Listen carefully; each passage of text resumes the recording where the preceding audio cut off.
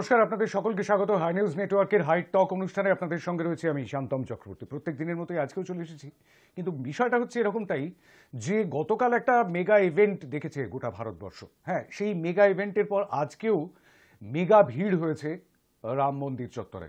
তার কারণ অযোধ্যার এই রাম মন্দির আজকের থেকেই ভক্তদের জন্য খুলে দেওয়া হয়েছে। রাত 3টে থেকেই বহু মানুষ লাইন দিয়ে সেখানে দর্শনের জন্য, আরতির জন্য, ইত্যাদি ইত্যাদির জন্য, পূজা করবার জন্য তারা সেখানে উপস্থিত হয়েছেন এবং সেই ভিড়ের চাপে বেশ কয়েকজন অসুস্থও হয়ে পড়েছেন, এরকম খবরও আসছে। কিন্তু বিষয়টা হচ্ছে এরকমটাই যে রাম মন্দির তো হলো, ভক্তরাও সেখানে জড়ো হলেন, কিন্তু তারপর সামনেই তো লোকসভার নির্বাচন। সেই লোকসভার নির্বাচনে এই ভিড়ের যে চাপ, সেই ভিড়ের চাপটা কি ভোটে রূপান্তরিত হবে, এই নিয়ে তো আমরা গতকাল প্রশ্ন তুলছিলাম। কিন্তু বিষয়টা হচ্ছে এরকমটাই যে এই প্রশ্ন তো আমাদের মনে থাকবে, কিন্তু তার সঙ্গে সঙ্গে এটা অবশ্যই স্মরণ করতে হবে যে আজকে নেতাজি সুভাষচন্দ্র বসুর 128তম জন্মদিন, অর্থাৎ 127তম জন্মবার্ষিকী। সুতরাং সেই জায়গাতে অবশ্যই একটা অন্যরকম জাতীয়তা বোধের উন্মেষ এই দিনটাতে আমাদের দেশবাসীর ঘটে।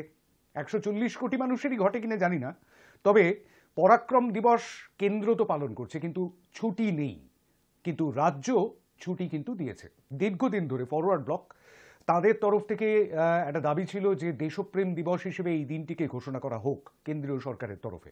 কিন্তু আজ পর্যন্ত, মানে এখনো পর্যন্ত, এই 2024-এর 23শে জানুয়ারি পর্যন্ত দেশপ্রেম দিবস নয়, পরাক্রম দিবস হিসেবে আজকের দিনটিকে পালন করা হয়। কারণ ইংরেজ শাসকের বিরুদ্ধে যে পরাক্রম দেখিয়েছিলেন নেতাজি সুভাষচন্দ্র বসু, সেই কারণটিকেই সামনে এনে দেখানো হয়েছে যে পরাক্রম দিবস এই দিনটিকে ঘোষণা করা হয়েছে। কিন্তু ছুটি দেওয়া হয়নি, অর্থাৎ জাতীয় ছুটির দিন ঘোষণা করা হয়নি। রাজ্য কিন্তু ছুটির দিন বেশ কিছুদিন আগেই ঘোষণা করেছে, এই 23শে জানুয়ারিকে। না, বাম আমলে ছিল না, কিন্তু তৃণমূল কংগ্রেসের আমলে 23শে জানুয়ারি ছুটির দিন হিসেবে ঘোষিত হয়েছে।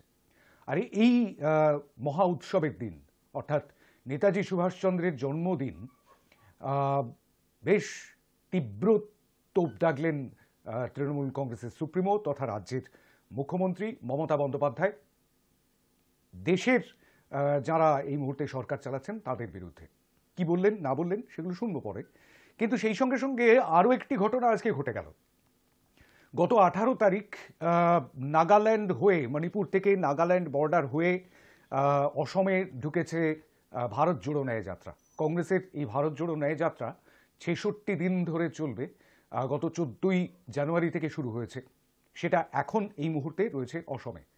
রাহুল গান্ধীর মোহব্বত কি দোকান, অর্থাৎ সেই বাস, যে বাসে পিছনে পেছনে বহু বহু কংগ্রেস সমর্থক ভিড় করছেন। স্থানীয়রা তো আছেনই, কেন্দ্রীয় নেতৃত্বও রয়েছেন। প্রায় 5,000 মানুষ অসমের সীমান্ত দিয়ে প্রবেশ করে তারা যখন গুয়াহাটিতে ঢুকছেন, সেই সময় অসম পুলিশ তাদেরকে আটকায় এবং তারপর তাদের সঙ্গে, অর্থাৎ কংগ্রেস কর্মীদের সঙ্গে পুলিশের ধস্তাধস্তি, একটা বিশৃঙ্খল পরিস্থিতির সৃষ্টি হয়। কিন্তু তার মধ্যেই রাহুল গান্ধীর যে জোট বার্তা, সেই জোট বার্তা কিন্তু বেশ জোরালো হয়ে সামনে এসেছে। মমতা বন্দ্যোপাধ্যায়ের সঙ্গে কোনো রকম মতবিরোধ নেই। জোটের যে শৃঙ্খলা, সেই শৃঙ্খলা যে সুশৃঙ্খল অবস্থায় আছে, জোটবদ্ধ অবস্থায় আছে, সেই বার্তাই আজকে রাহুল গান্ধী দিলেন মিডিয়ার সামনে। সত্যি কি তাই? কিন্তু সেই সঙ্গে সঙ্গে আরও একটি বিষয় উঠে আসবে, অবশ্যই সেই বিষয়টায় পরে নজর রাখবো। কিন্তু এই মুহূর্তে এই বিষয়গুলিকে সামনে রেখে আমাদের আলোচনা শুরু করব। আজকের রাজনৈতিক পরিস্থিতি বেশ জটিল, আর সেই জটিল পরিস্থিতি আজকে আমাদের আলোচনায় উঠে আসবে। আমাদের সঙ্গে যারা রয়েছেন তাদের সঙ্গে আলাপ করিয়ে দেবো। আমাদের সঙ্গে রয়েছেন তৃণমূল কংগ্রেসের যুব নেতা কৌশিক মাঝি, স্বাগত জানাই আপনাকে কৌশিক। আমাদের সঙ্গে রয়েছেন ভারতের জাতীয় কংগ্রেসের মুখপাত্র সুস্মিতা বিশ্বাস, স্বাগত জানাই আপনাকে। আমাদের সঙ্গে রয়েছেন ভারতীয় জনতা পার্টির মুখপাত্র অমলেন্দু দত্ত, স্বাগত জানাই আপনাকে। এবং আমাদের সঙ্গে রয়েছেন রাজনৈতিক বিশ্লেষক জয়দেব ঘর, স্বাগত জানাই আপনাকে। আমি চারজনকেই স্বাগত জানিয়ে 2 মিনিটের আনইন্টারাপ্টেড পর্বে যাব, কিন্তু তার আগে একটু দেখে নেব মমতা বন্দ্যোপাধ্যায় আজকে নেতাজি সুভাষচন্দ্র বসুর জন্মদিনের অনুষ্ঠানে ঠিক কি বললেন। তার বক্তব্যের সামান্য একটি অংশ, যে অংশটি আমাদের আলোচনায় আজকে আসবে, দেখে নেব। আইএনএ তিনি যখন তৈরি করেছিলেন, ইন্ডিয়ান ন্যাশনাল আর্মি, তার ভিশনও তিনি তৈরি করে দিয়েছিলেন। তিনি তিনটে কথা বলেছিলেন: ইতমাদ, ইত্তেফাক, কুরবানি, অর্থাৎ বিশ্বাস, ঐক্য এবং ত্যাগ। তিনি বলেছিলেন তার লেখায়, ডিটারমিনেশন, ডেডিকেশন, ডিভোশন না থাকলে জীবনে বড় হওয়া যায় না। তিনি লিখেছিলেন, রিনাউন্সিয়েশন অ্যান্ড রিয়েলাইজেশন, ত্যাগ এবং উপলব্ধি, কয়েনের এপিঠ আর ওপিঠ। তিনি বলেছিলেন 16 আনা পেতে হলে 16 আনা দিতে হবে। আমরা কিছুই দিলাম না, শুধু পেয়ে যাব, এটা ভাববার মানুষ নেতাজি সুভাষচন্দ্র বোস ছিলেন না।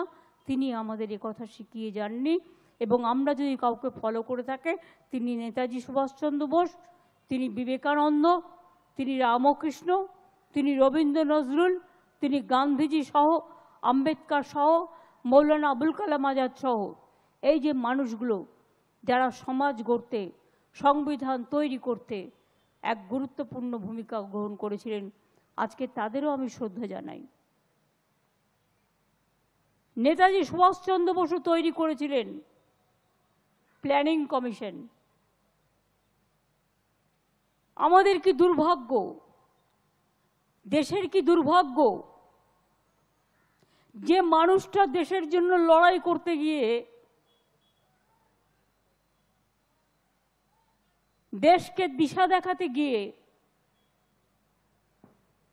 কোথায় যে হারিয়ে গেলেন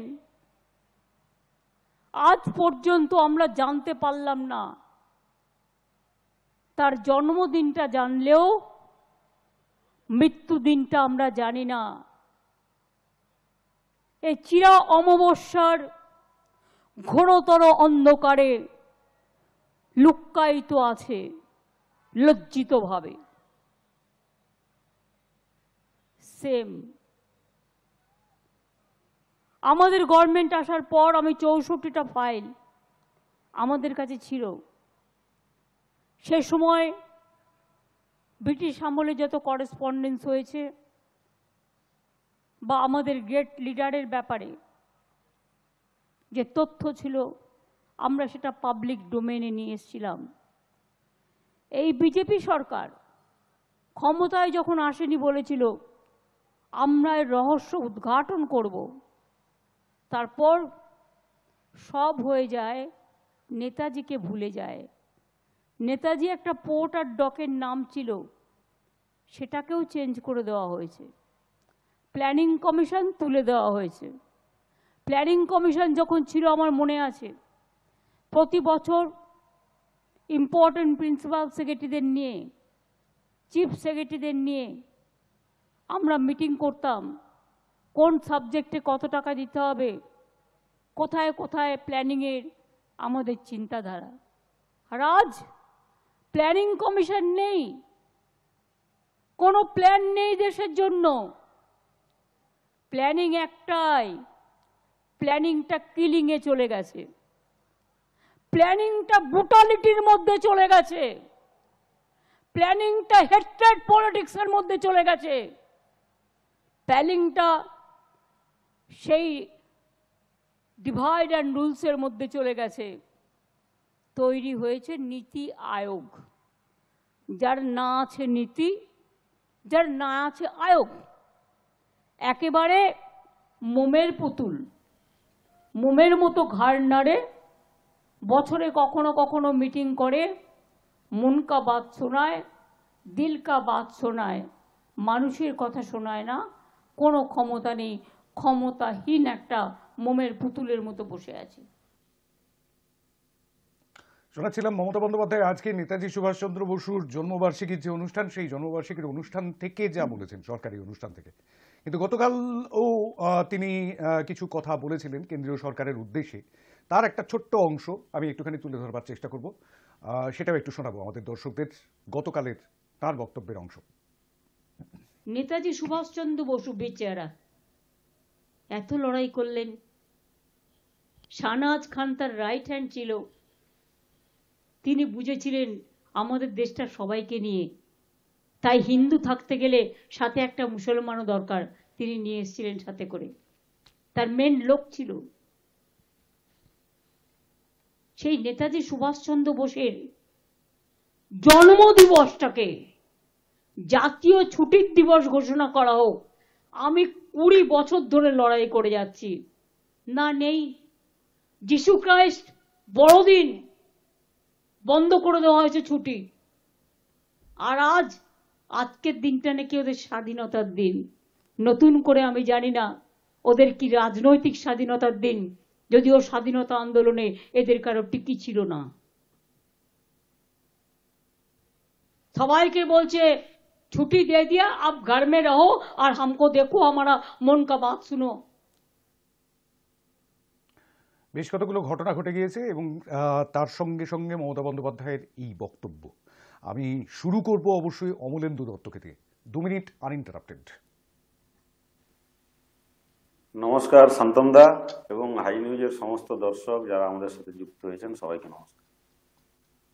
আজকে আপনি মাননীয় মুখ্যমন্ত্রী পশ্চিমবঙ্গের ওনার বক্তব্য দিয়ে যখন শুরু করলেন, তো ওনার কথার রেস ধরেই বলছি।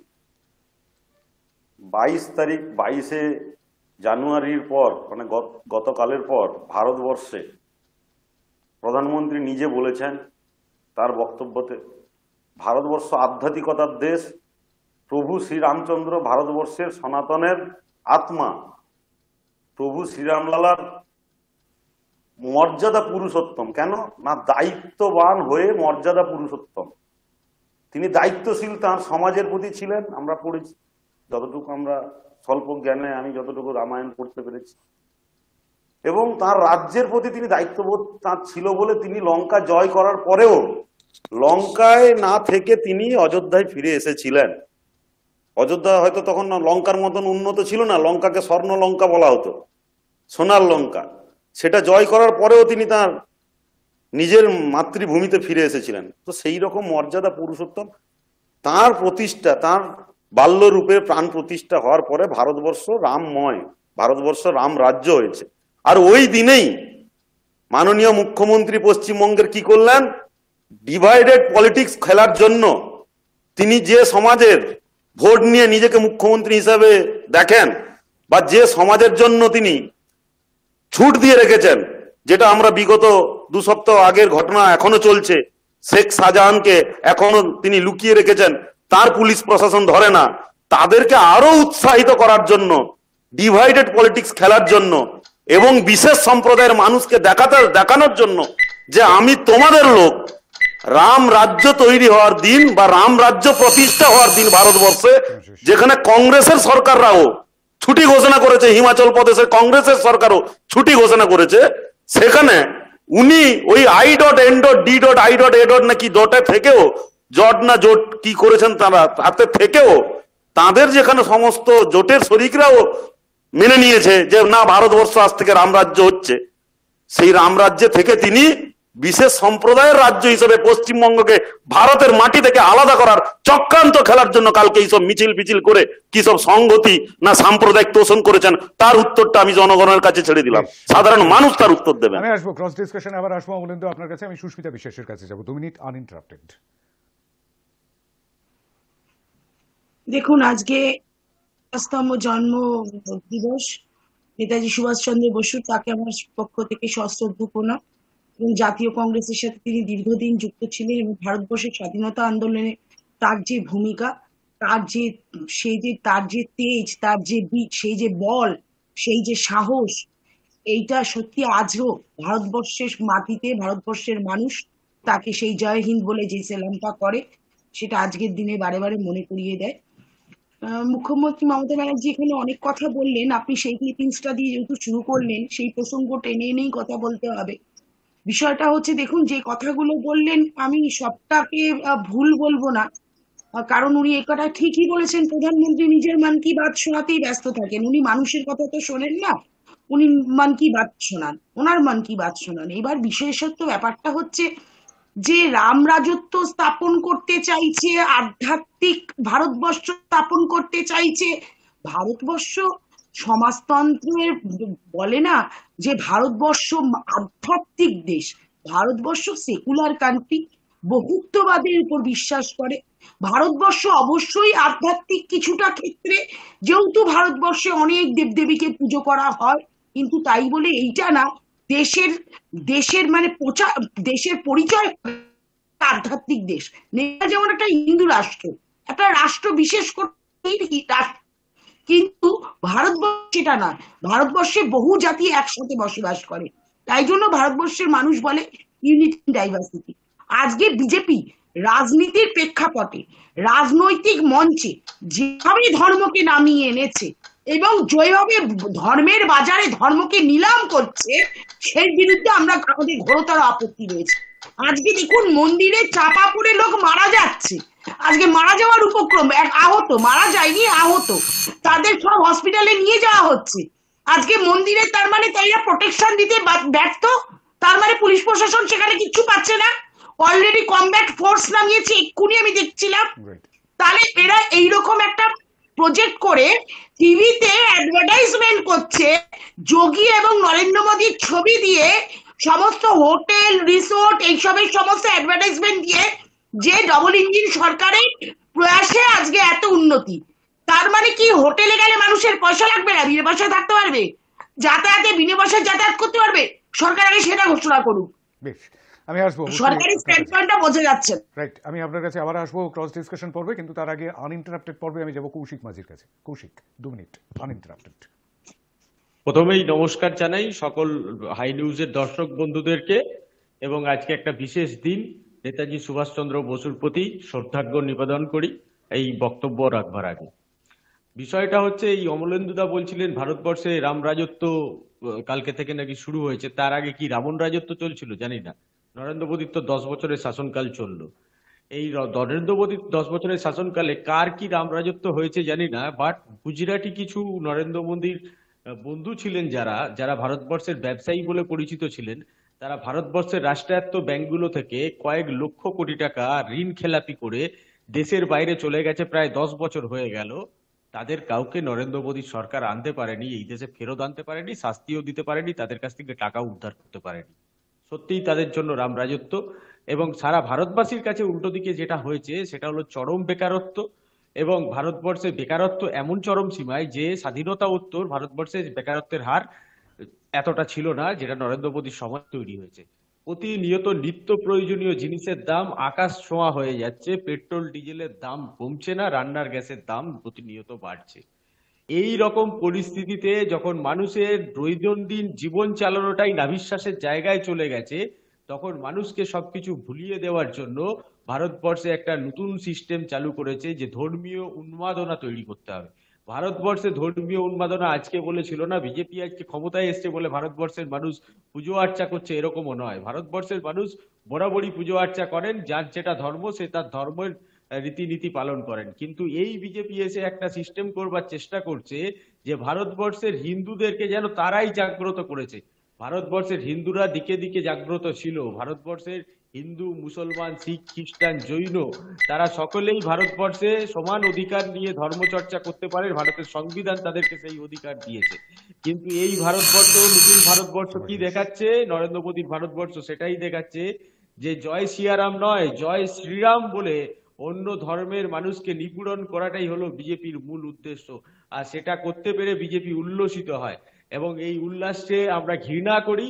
এবং নরেন্দ্র মোদীর এই মানুষের সঙ্গে মানুষের ধর্মের নামে বিভেদ লাগিয়ে দেওয়ার যে চক্রান্ত, এবং সেই চক্রান্তের মাধ্যমে তিনি যে ভোটের রাজনীতি করছেন তার তীব্র প্রতিবাদ জানাই। আগামী দিনে ভারতবর্ষের মানুষ শিক্ষিত হয়েছে, আরো শিক্ষিত হবে, এবং ধর্মের কুসংস্কার ছেড়ে মানুষ যখন মানুষের অধিকারটা বুঝে নিতে আসবে, তখন এই ধরনের ধর্মকে আঁকড়ে থাকা কিছু কুচক্রী রাজনীতিবিদ যারা হয়তো সাময়িকভাবে ছাতি ফুলিয়ে অনেক বড় বড় কথা বলছেন, তারা কিন্তু ভারতবর্ষের মানুষের কাছে পদহেলিত হবেন এবং তারা পরবর্তীকালে ভারতবর্ষের মানুষের দ্বারাই অপমানিত হবেন নিজেদের কৃতকর্মের জন্য। বেশ বেশ বেশ, আমি আসবো আবার ক্রস ডিসকাশন পর্বে। আমি জয়দেব ঘরের কাছে যাবো 2 মিনিট আনইন্টারাপ্টেড। অনেকগুলো বিষয় এই মুহূর্তের সামগ্রিক যে পরিস্থিতি সেই পরিস্থিতি নিয়েই আমরা কথা বলছি। কিন্তু আমার একটা প্রশ্ন আছে, সেই প্রশ্নের উত্তর আমি পরে খোঁজবার চেষ্টা করব। সেটা হচ্ছে ধর্ম আর আধ্যাত্মিকতা কি এক? সেটাও কিন্তু বড় একটা প্রশ্ন। যাই হোক, আমি জয়দেব ঘরের কাছে যাব 2 মিনিটের জন্য। জয়দেব,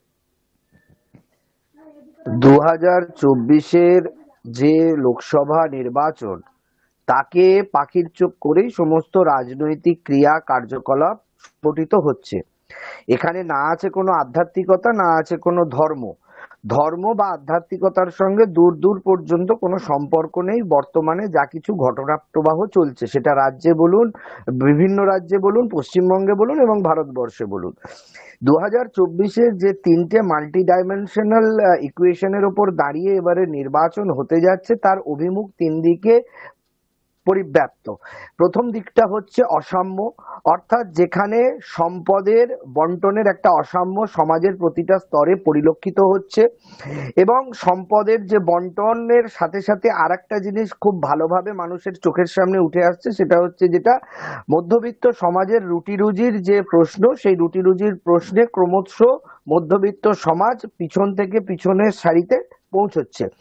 তৃতীয় হচ্ছে হিন্দু ভোট মুসলিম ভোটের থেকেও বড় জিনিস যেটা এবারে হয়েছে, সেটা হচ্ছে যে মিডল ক্লাস ফ্যামিলির সঙ্গে এক্সট্রিম যে পভার্টি লাইনের ওপরে উঠে আসা মানুষ, তাদের চাহিদা, তাদের উন্নয়ন, সেই জায়গা থেকে মানুষের অ্যাসপিরেশনটা বাড়ছে। অর্থাৎ মোদী সরকার বুঝে নিতে চাইছে যে 2024-এ মানুষ ভোট দেবে কিসের আঙ্গিকে।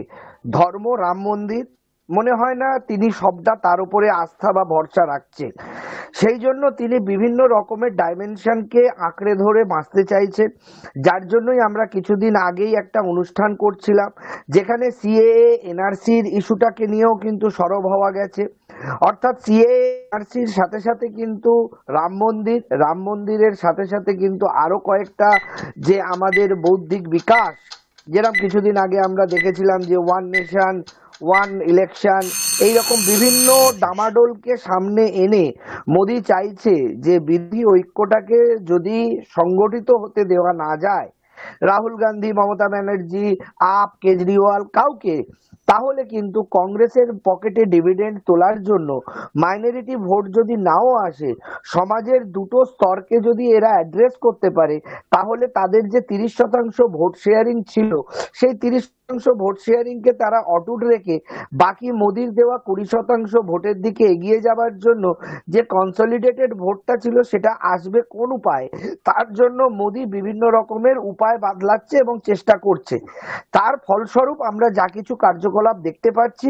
কিন্তু হ্যাঁ, এই জায়গা থেকে বিরোধীদের সেই ডিভিডেন্ডটা কেড়ে নেওয়া বা 30% পরে 20% মানে 20% ডিভিডেন্ডটাকে না দেওয়া বা 30%-এর নিচে ডিভিডেন্ডকে নামিয়ে নিয়ে যাওয়ার জন্য সেরকম কিন্তু কোনো কৌশল সঠিকভাবে জনমানসে আরোপিত বিরোধীরা করতে পারছে না এই মুহূর্তে। বেশ বেশ বেশ হ্যাঁ, অবশ্যই জোটের যে রাজনীতি, অর্থাৎ জোটের অন্দরমহলে যে সিট শেয়ারিং, আসন সমঝোতা ইত্যাদি নিয়ে যে জটিলতা, সেই জটিলতাটা এক এক রাজ্যে এক এক রকম। পশ্চিমবঙ্গে একরকম হবে, মহারাষ্ট্রে আর এক রকম, মধ্যপ্রদেশে আর এক রকম হবে, কিংবা হরিয়ানায় আর এক রকম, কিংবা দিল্লিতে অন্যরকম একটা ছবি দেখতে পাওয়া যাবে। এরকমটাই তো হওয়ার কথা।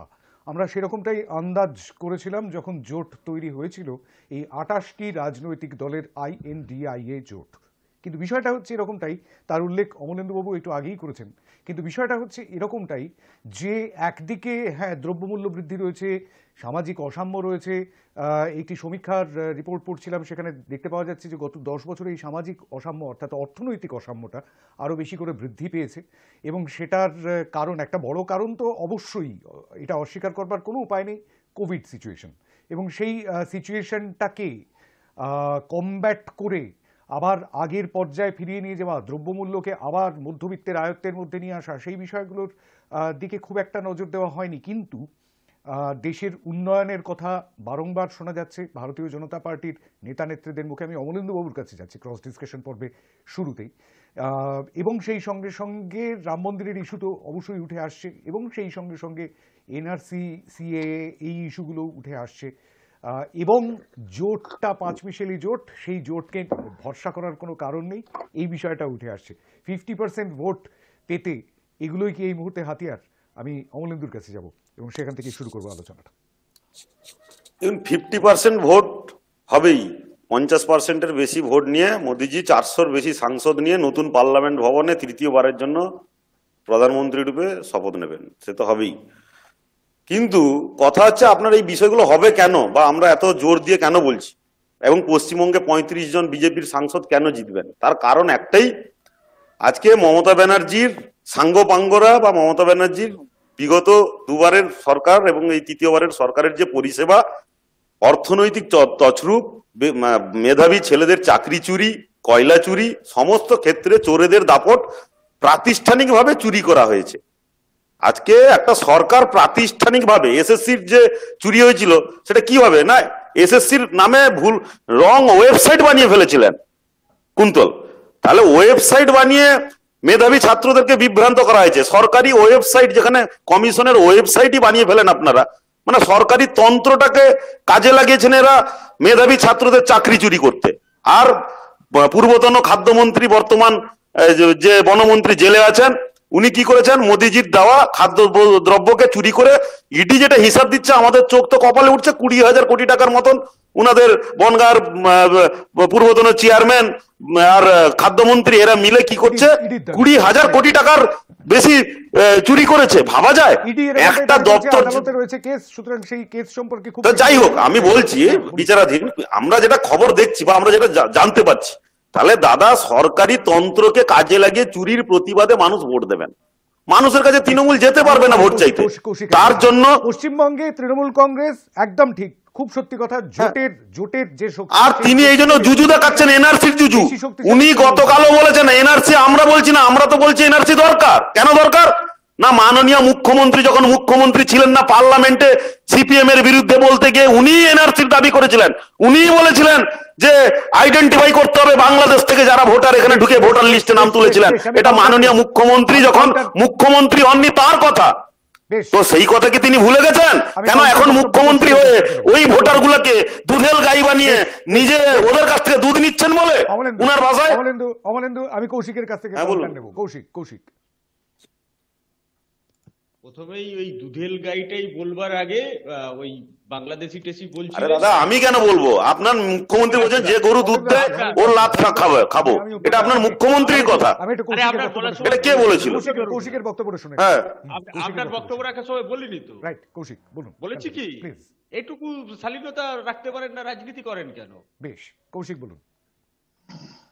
বললেন না দুধেল গাই বলেননি আপনার মুখ্যমন্ত্রী। আরে ক্রসে আপনি আমাকে কোশ্চেন করছেন, আবার আপনার কাছে আসবো। না শালীনতা না থাকবে কি করে? আপনারা অসম্মান করবেন জনগণকে, শালীনতা থাকবে? এত চুরি করলে শালীনতা রাখা যায়? তৃণমূল এত চুরি করলে শালীনতা রাখা যায়?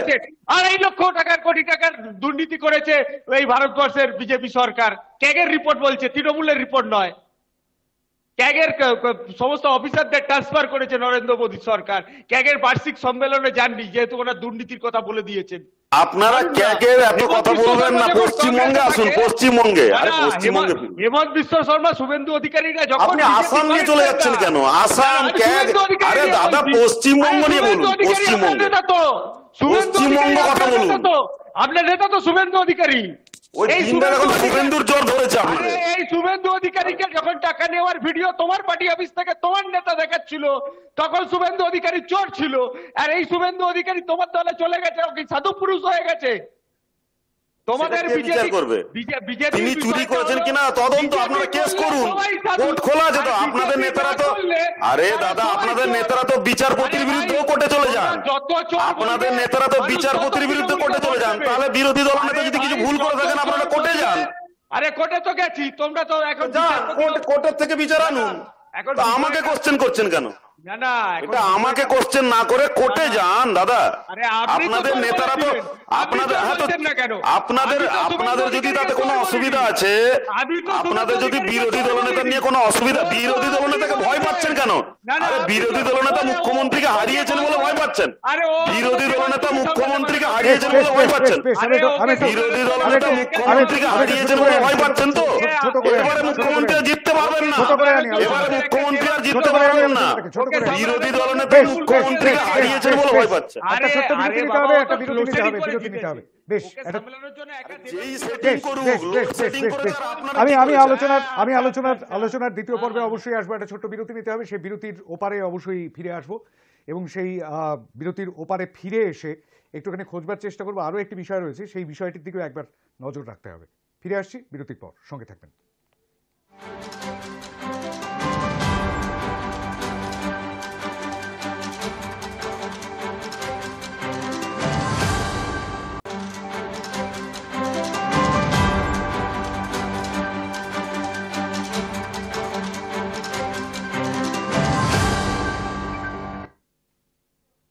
ফিরে এলাম বিরতির পর।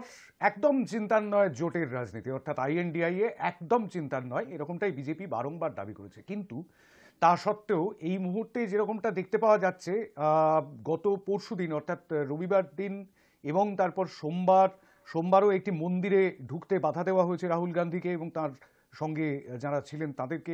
আজকেও রাহুল গান্ধীর ভারত জোড়ো ন্যায়যাত্রা আবার বাধার সম্মুখীন হলো গুয়াহাটিতে ঢুকতে গিয়ে। তাহলে কি এরকমটা মুখে বলা হচ্ছে কিন্তু আড়ালে সব রকম অস্ত্র সানিয়ে রাখা হচ্ছে? যেহেতু অসমে ভারতীয় জনতা পার্টির সরকার, সেই কারণেই এই প্রশ্নটা অবশ্যই উঠছে। সুস্মিতা বিশ্বাস। অবশ্যই বিজেপি তো একটা ফ্যাসিস্ট সরকার। বিজেপির নেচারই হচ্ছে গণতন্ত্রকে হত্যা করা এবং বিরোধীদের কণ্ঠরোধ করা।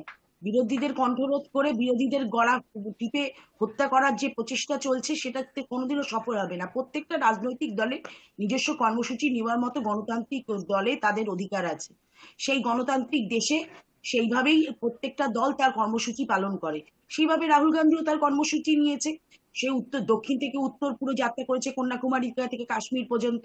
সে এখন পূর্ব থেকে পশ্চিমে মণিপুরে, যেই মণিপুরে আগুন জ্বলছিল, সেই মণিপুরে এখনো পর্যন্ত, যে ভারতবর্ষের মানচিত্রের বাইরে মণিপুর, যেইখানে যাওয়ার এখনো পর্যন্ত প্রধানমন্ত্রীর সময় হয়নি, আজকে কুকি উপজাতিকে উৎখাত করে সেখানে ওই মিনারেল যে এত ডিপোজিট, অ্যাবান্ডেন্ট মিনারেল ডিপোজিট যে আছে, সেটাকে কর্পোরেটদের হাতে তুলে দেওয়ার জন্য, বিশেষ একটা সম্প্রদায়ের হাতে তুলে দেওয়ার জন্য যে যেভাবে সরকার আজকে নিশ্চল অবস্থায় বসে আছে, তার বিরুদ্ধে কংগ্রেস তীব্র ধিক্কার জানায়। তাই জন্যই রাহুল গান্ধী মণিপুর থেকে যাত্রাটা শুরু করেছে।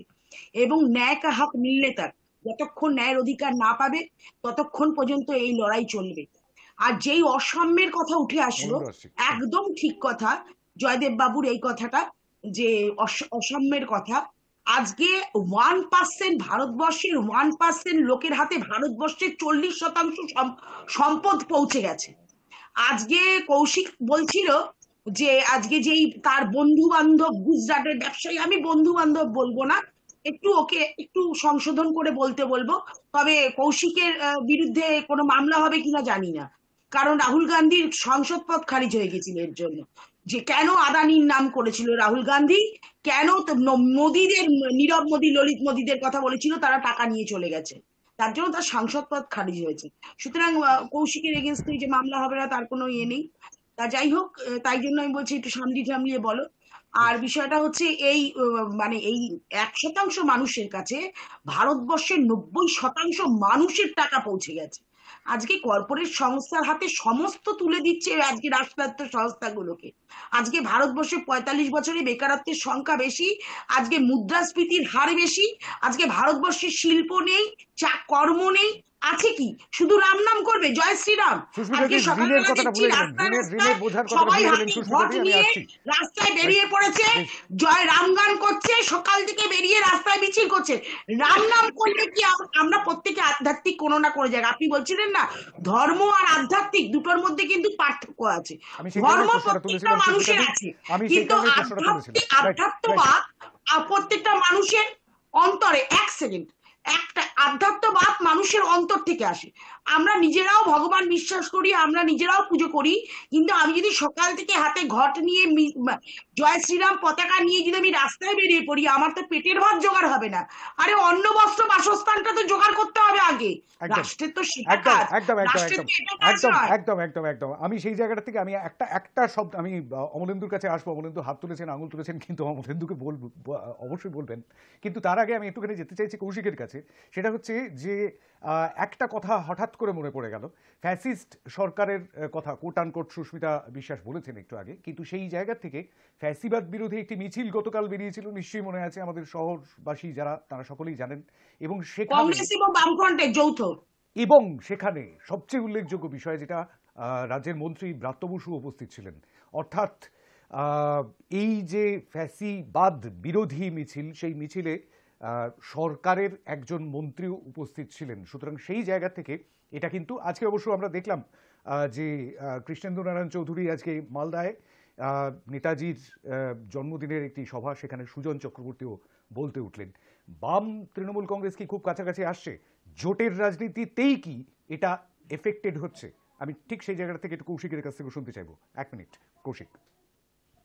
ধর্ম নিরপেক্ষতার প্রশ্নে এবং বিজেপি সাম্প্রদায়িকতার বিরুদ্ধে কিছু কিছু বিষয় এমন থেকে যায়, সেখানে কংগ্রেসও যেই কথাটা বলছে সেটা তৃণমূল কংগ্রেসও বলছে এবং সেটা কোনো কোনো অংশে বামেরাও বলছে।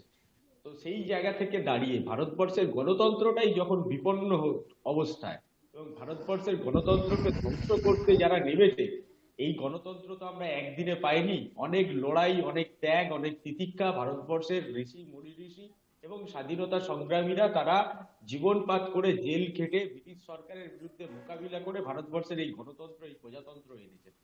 সেটাকে কেউ এক লহমায় ক্ষমতার জোরে তারা ক্ষমতায়, ভারতের মানুষের ভোটাধিকারের ক্ষমতায় এসছেন, আর সেই মানুষকেই তারা এখন বঞ্চিত এবং লাঞ্ছিত করবার চেষ্টা করছেন। ভারতবর্ষের এখন 90% মানুষ অনিশ্চয়তায় ভুগছে, ঋণগ্রস্ত হয়ে যাচ্ছে, কর্মসংস্থান নেই।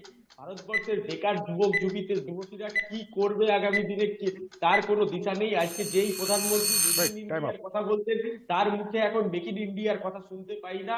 তো এই বিষয়গুলোকে মাথায় রেখে আজকে যুব সমাজের কাছে এবং আজকে নতুন প্রজন্মর কাছে যে ভারতবর্ষ দেখানোর চেষ্টা করা হচ্ছে উগ্র ধর্মীয় জাতীয়তাবাদ, সেটার বিরুদ্ধে সমস্ত মানুষকে একত্রিত করতে হবে এবং বিজেপি বিরোধী সমস্ত শক্তি কোনো কোনো জায়গায় কোনো কোনো ক্ষেত্রে যারা হয়তো একত্রিত মিছিল হচ্ছে কোথাও, ভারতবর্ষে যারা গণতন্ত্রের বিশ্বাস তারা করতেই পারে। একদম একদম একদম ঠিক। আমি শুধু যোগ করবো আমি যে আজকে ভারতবর্ষে যেই স্বৈরাচারিতার পরিচয় বিজেপি সরকার দিচ্ছে, তার ফলে যত বিরোধীরা আছে এই ধর্ম নিরপেক্ষ দলগুলি সমস্ত একসাথে জোট আরো দৃঢ় হবে। এতে আপনি বলছেন না এই যে সবাই কাছাকাছি আসছে, আরো কাছাকাছি আসবে, সেটা কি চিন্তার বিষয়? অমলেন্দু আঙুল তুলেছিলেন একটু আগে, বলবেন 1 মিনিট আপনার। দেখুন, এটা নিয়ে ভারতীয় জনতা পার্টির কোনো চিন্তাই করে না, কারণ আমরা একটা কথাই বলি, আমরা বলি জয় শ্রীরাম, আর ওনারা বলে ভারতীয় জনতা পার্টি ধর্ম নিয়ে কাজ করছে। ধর্ম বা সাম্প্রদায়িকতা, সেকুলার, এই শব্দগুলো আমরা ব্যবহার করি না।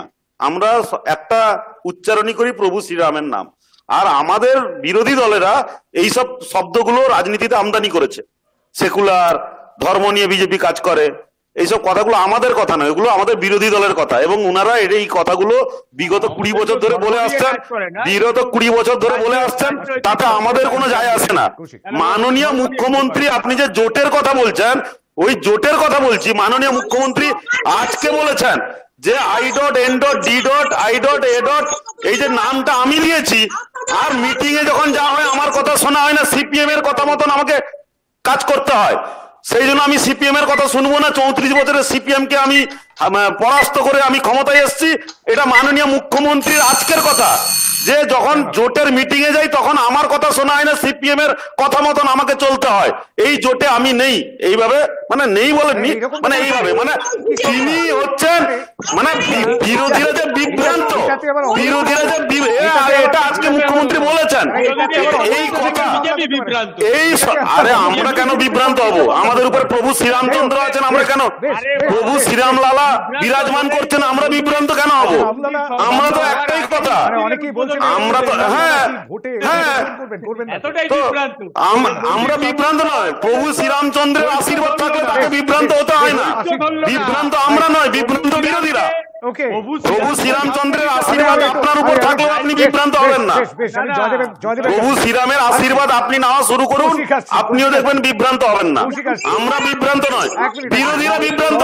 মাননীয় মুখ্যমন্ত্রী পশ্চিমবঙ্গের বিভ্রান্ত। কোন দিকে পা বাড়াবেন বুঝতে পারছেন না। জটে যাবেন না জটে যাবেন না। মা কালী, মা দুর্গা, মা তারা, আমরা সবাইকে সামনে নিয়ে চলি। শান্তি আমি জয়দেব ঘরের কাছে যাবো, রাইট? আমি কৌশিক আসছি আমি জয়দেব ঘরের কাছে যাবো। জয়দেব, ঠিক কি অবস্থা এই মুহূর্তে? মানে জোট চিন্তার কিছু নয়, কিন্তু জোট নিয়ে খুব চিন্তা, এরকমটাই কি ছবিটা? মনে হয় না। তার কারণ হচ্ছে, সংসদে দাঁড়িয়ে প্রধানমন্ত্রী যখন বলে হাম আকেলা কাফি হ্যায় সব পে ভারী হ্যায়, সেই জায়গাটাই দেখতে পাচ্ছি যে পশ্চিমবঙ্গের বুকে যদি বামফ্রন্টকে এবং মমতা বন্দ্যোপাধ্যায় তৃণমূল কংগ্রেসকে পাশাপাশি আসতে হয়, সেটা আখেরে বিজেপিকেই না উল্টে ডিভিডেন্ডটা দিয়ে দেয়। কারণ তৃণমূলের হাতে বা সিপিএম এর হাতে যে মানুষগুলো এক সময় অত্যাচারিত হয়েছে, তারা কি গিয়ে ব্যালট বাক্সে একে অপরকে ভোট দিতে পারবে? সেই পুরনো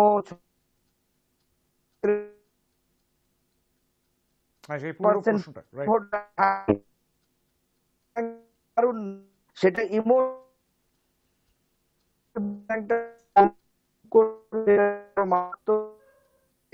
পশ্চিমবঙ্গে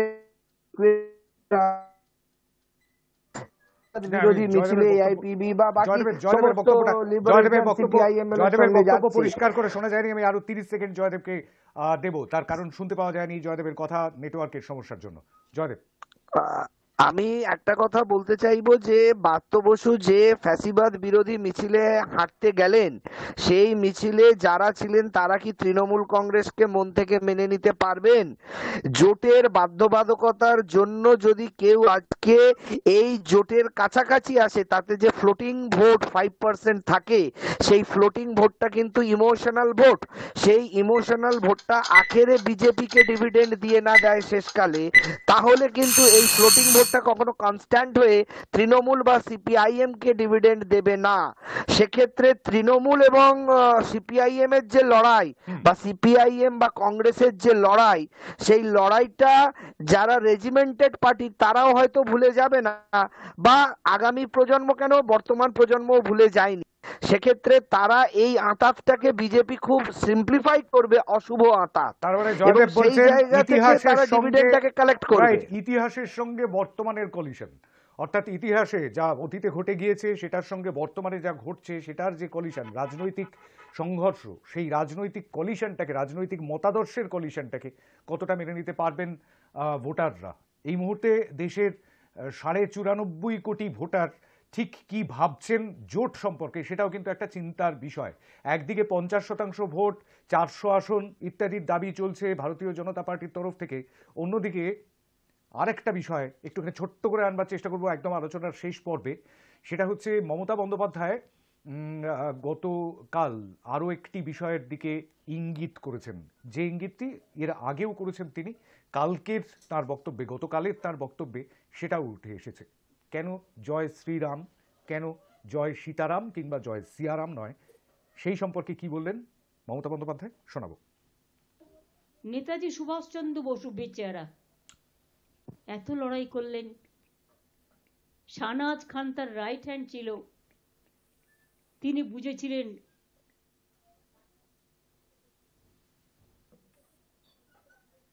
আমি রামের বিরুদ্ধে নই, আমি রাম সীতা দুজনকেই শ্রদ্ধা করি। তোমরা সীতা দেবীর নামটা তো একবারও বলো না, তার মানে কি অ্যান্টি উইমেন? আরো অ্যান্টি উইমেন। সীতা না থাকলে রাম হয় না, আর কৌশল্যা দেবী না থাকলে, মা না থাকলে রামের জন্ম হয় না। মাই জন্ম দেয়। রামের সাথে বনবাসে যিনি গিয়েছিলেন সীতা দেবী 14 বছর বনবাসে ছিলেন, আর অগ্নিকাণ্ডও তাকে শেষকালে পাতাল প্রবেশ করতে হয়েছিল পরীক্ষা দেওয়ার জন্য। আমি আসবো প্রত্যেকের কাছে, 1 মিনিট করে নির্ধারিত আনইন্টারাপ্টেড পর্ব থাকবে অবশ্যই। আমি জয়দেব ঘরকে দিয়ে শুরু করব। একটা কথা ভুললে চলবে না, যে ভারতবর্ষে এই 94.5 কোটি ভোটারের যে পরিসংখ্যানটা দিলাম সেটা হচ্ছে 2023-এর 1 জানুয়ারি অবধি। তারপরে হয়তো ভোটার সংখ্যা আরও বেড়েছে, নতুন ভোটাররা এসছেন, তাদের মধ্যে ফিমেল ভোটারও খুব একটা কম নেই, 49% মতন ফিমেল ভোট। সুতরাং সেই জায়গা থেকে এই মহিলা ভোটটাকে কিন্তু আরও একবার পিন পয়েন্ট করা হলো। একটু আগে ইমোশনাল ভোটের কথা বলছিলেন না জয়দেব ঘর, আমি 1 মিনিটের জন্য আপনার কাছে যাব আনইন্টারাপ্টেড। গতকাল প্রাণ প্রতিষ্ঠা করার পর আমাদের দেশের মাননীয় প্রধানমন্ত্রী নরেন্দ্র দামোদর দাস মোদীর যে সম্ভাষণ, সেখানে যদি আপনি শোনেন, জয় সিয়ারামই খুঁজে পাবেন, জয় শ্রীরাম ছিল না।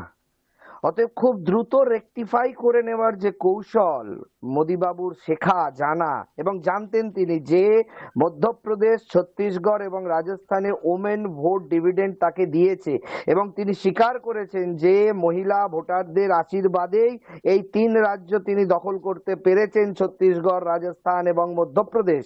সেই জন্যই কিন্তু সম্ভাষণ ভাষণে প্রাণ প্রতিষ্ঠা করে বেরিয়েই তিনি কিন্তু জয় সীতারাম, জয় সিয়ারাম বলেছেন, একবারও জয় শ্রীরাম বলা হয়নি কালকে রাম মন্দিরের পুরো উদ্বোধনী অনুষ্ঠানে। এবারে প্রশ্ন, রামলালা যেহেতু গোপালের মূর্তি মসজিদে পাওয়া গেছিল, গোপালের মূর্তি পুজো করা হয়েছিল, সেই অর্থে রামলালার মূর্তি, বাল্যকালে তো আর রামের বিয়ে হয়নি, অতএব বাল্যকালের রামের রূপকে সীতাকে কোথায় ওখানে দেবে? এখনো 2 তলা 3 তলা বাকি আছে। এখনো দেখার বিষয় যে অনেকগুলো কোষ্ঠী পাথরের শিলা প্রখণ্ড আনা হয়েছে। প্রতি 5 বছর অন্তর প্রত্যেকবার লোকসভা ভোটের আগে এক একটা তলায় উদ্বোধন হয় কিনা। অতএব দেখা যাবে হয়তো 2024-এর পরবর্তী যে ভোটটি লোকসভা হবে 2 তলায়, সেখানে হয়তো আমরা রাম, সীতা, লক্ষণকে খুঁজে পাবো, সেখানে হয়তো আমরা বৈবাহিক জীবনের দাম্পত্য পাবো। এইটা তো বাল্যরূপ, বাল্যরূপে তো রামের বিয়ে হয়নি, সেখানে সীতা মা আসবে কোত্থেকে? কিন্তু রামচন্দ্র, মোদী কিন্তু খুব ভালোভাবে বলেছে জয় সিয়ারাম। আমি খুব মাইনিউটলি এসেছি, 3 বার জয় সিয়ারামেরই ধ্বনি দিয়েছে। একদম। আমি সুস্মিতা বিশ্বাসের কাছে আসবো 1 মিনিটের জন্য। সুস্মিতা, দেখুন, আমি কালকে যখন এখানে বলেছিলাম প্রোগ্রামে এই কথাটা, তখন আমি কিন্তু মমতা ব্যানার্জির বক্তব্যটা যদিও শুনিনি, কিন্তু আমি যেটাকে বারংবার ফলো করছিলাম যে কোথাও রাম মন্দির উদ্বোধনের আগে রাম লালার কথাই বলা হচ্ছিল, জয় শ্রীরামের কথাই বলা হচ্ছিল, যেটা জয়দেব বাবু বলল ঠিক কথা। কালকে সেটাকে রেকটিফাই করেছে যখন চারিদিক থেকে সমালোচনার ঝড় উঠেছে। বিষয়টা হচ্ছে, দেখুন, কৃষ্ণর আগেও রাধার নামটা উচ্চারণ হয়, রাধা কৃষ্ণ, কৃষ্ণ রাধা বলি না আমরা কেউ, সিয়া রাম বলা হয়, মানে সীতা রাম, সীতার নামটা আগে করা হয়। সেই জায়গায় দাঁড়িয়ে এখানে জয় শ্রীরামের বাল্যরূপ প্রতিস্থাপন করা হলো, যাতে সিয়াকে না রাখতে হয়, সীতাকে না রাখতে হয়। কারণ এরা মনুবাদিতে বিশ্বাসী, যারা মনুসংহিতার কথা বলে, যেই মনুসংহিতায় মেয়েদেরকে অবহেলিত দেখানো হয়, যে মনুসংহিতায় বলা হয় মেয়েরা ভোগ্য বস্তু, সেই তাদের কাছ থেকে তো আমরা একটি কিছু আশা করতে পারি না। তারা যদি বলে আজকে মুখে মহিলাদের সম্মান করি, তেমন তাদের মুখে স্বাধীনতার কথা মানায় না, ঠিক তাদের মুখে এই কথাটাও মানায় না। যারা ভারতবর্ষের স্বাধীনতাটা কষ্ট করে আনেনি, আজকে 23শে জানুয়ারির দিন আবার এই নেতাজিকে স্মরণ করে বলতে হয়, যারা ভারতবর্ষের কষ্ট করে এই স্বাধীনতাটা আনেনি, যারা ইংরেজদের কাছে 5 বার মুচলেখা দিয়েছিল, যারা গডসের পুজো করে গান্ধীর হত্যাকারী, তারা কি করে এই দেশের মর্ম বুঝবে? তাই জন্য দেশটাকে ধর্মীয় উন্মাদনায় মাতিয়ে রাখার চেষ্টা করছে, ধর্মীয় আবেগে ভাসিয়ে দেওয়ার চেষ্টা করছে। আমি আনইন্টারাপ্টেড পর্বে 1 মিনিটের জন্য যাব কৌশিক মাঝির কাছে। কৌশিক, হ্যাঁ, সুস্মিতাদির কথা ধরেই বলছি, ঠিকই বলেছে সুস্মিতাদি, যে ধর্মীয় উন্মাদনা শুধু না, ধর্মীয় উন্মাদনার মাধ্যমে ধর্মীয় বিভাজনটাকেও ছড়িয়ে দেওয়ার চেষ্টা করছে এই বিজেপি, তাদের অপদার্থতা ঢাকবার জন্য। তারা এই যে 10 বছরে দেশকে পিছিয়ে দিয়েছে, এই যে দেশের জন্য কিছু করতে পারবেনি, যে দেশে যেই প্রধানমন্ত্রী মেক ইন ইন্ডিয়ার কথা বলতো, সেই যে মেক ইন ইন্ডিয়ার কথা তার মুখে আর শোনা যায় না। যিনি বলেছিলেন ভারতবর্ষে বেকার বলে কিছু থাকবে না, বছরে 2 কোটি করে চাকরি দেবেন, ভারতবর্ষে এখন বেকারত্ব চরম সীমায়, এই সমস্ত জিনিসগুলোকে ঢেকে দেওয়ার জন্য আজকে ভারতবর্ষের মানুষকে ধর্মীয় আফিম খাওয়ানোর চেষ্টা করছে নরেন্দ্র মোদী সরকার। এবং সেই রাষ্ট্র আজকে ধর্মীয় এই যে আচার উপাচার, এগুলো যে নরেন্দ্র মোদীর সময় শুরু হয়েছে এটা নয়।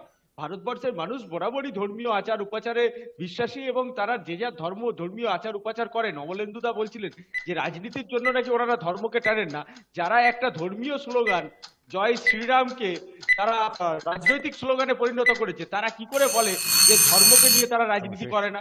আজকে ধর্মকে সামনে রেখে এরা রাজনীতি করে এই কারণেই, তার কারণ এরা ভালো করেই জানে যে ধর্ম ছাড়া যদি ওরা রাজনীতি করতে আসে, ধর্মের পোশাকটাকে ছেড়ে যদি ওরা রাজনীতি করতে আসে, ওরা ভালো করেই জানে যে ভারতবর্ষের মাটিতে ওরা বিলীন হয়ে যাবে, ওদেরকে কেউ খুঁজে পাবে না। বেশ, আমি একজন মহাপুরুষের বক্তব্য একটুখানি স্মরণ করবার চেষ্টা করব। আজ নেতাজি সুভাষচন্দ্র বসুর জন্মদিন, আর অনেক দিন আগে আরও একজন মানুষ যাকে মহাত্মা বলে সম্বোধন করেছিলেন স্বয়ং কবিগুরু, সেই মোহনদাস করমচাঁদ গান্ধীর কথা বলবো। Religion cannot be separated from politics, তিনিই বলেছিলেন।